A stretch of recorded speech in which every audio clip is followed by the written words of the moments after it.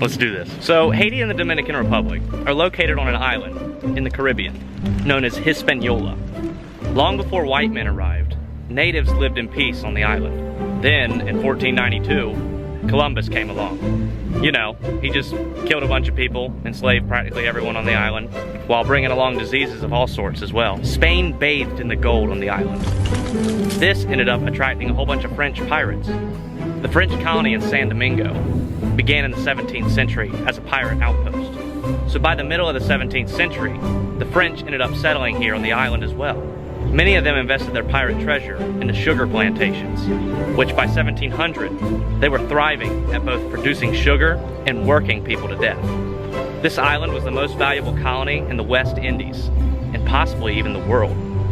It produced 40% of Europe's sugar, 60% of its coffee, and it was home to more slaves than anywhere else, almost as much as Brazil. By the 19th century, slaves made up more than 90% of the population. If you didn't know, being a slave in a sugar-producing colony was extremely brutal. This is when a new religion emerged, which united slaves from all different regions of Africa. The voodoo cult. The French Revolution broke out in 1789. A few years later, the voodoo priest called for a secret ceremony for a slave rebellion. He himself was killed, but the revolution, it was unstoppable. 3 former slaves led the uprising. The revolution was not only about ending slavery, but also about independence from France. January 1st, 1804, the first Black Republic was born. The Saline ordered for all whites to be tortured and killed. France did not recognize Haiti's independence and demanded Haiti high compensation for the loss of all of its plantations.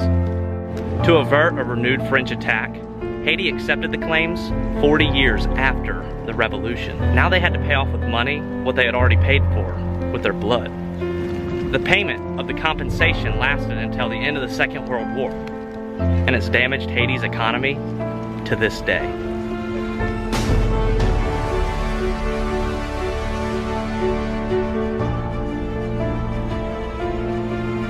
My ministry host shared some videos with us, and I took a little bit of what we got from the clips, and some of the footage shows what a voodoo priest says about his religion.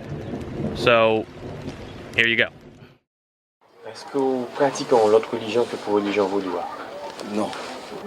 Seul lui-même? Seul. Pas catholique? Oui, je suis catholique. C'est catholique qui fait partie vaudou. Chaque photo, ça a un esprit de... Vaudou, c'est une religion, comme toute religion, mais c'est une religion qui est dans la souffrance et la misère. C'est une religion monothéiste. Mais c'est une religion tout, à côté de Dieu, elle croit dans être suprême. Mais il croit que le petit Dieu intermédiaire, il mettait côté grand bête là. Ougan, c'est un médecin, c'est un guérisseur. Il remplit le rôle, ça dit les femmes sages là, il va accoucher. C'est un conseiller, un gars, c'est un chanteur, c'est un poète, c'est un musicien. Il fait tout le bagage. Est-ce que papa ou maman étaient Ougan tout? Non, c'est grand-papa qui était Ougan. Il est mort sous 115 ans. Puis il fait 75 petites. Il est né tout petit la parler. Il dit monsieur, je dis, je vais mourir. Il va me la mettre comme ça. Il crache dans même 21 fois et puis il mourit dans même. Depuis là, ça, moi je vis dans l'autre monde. Vous traitez à qui ça? Bon Dieu montre ça pour faire et avec ça, l'esprit a montré pour me traiter.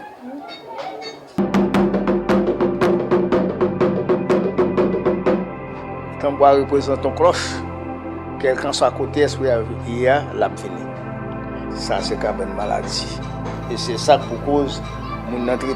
Si vous pas mettre couche en belle cabane, maladie a dit que content ouais belle cabane mais pour mettre couche ça c'est quelque chose maltraité il va prêter.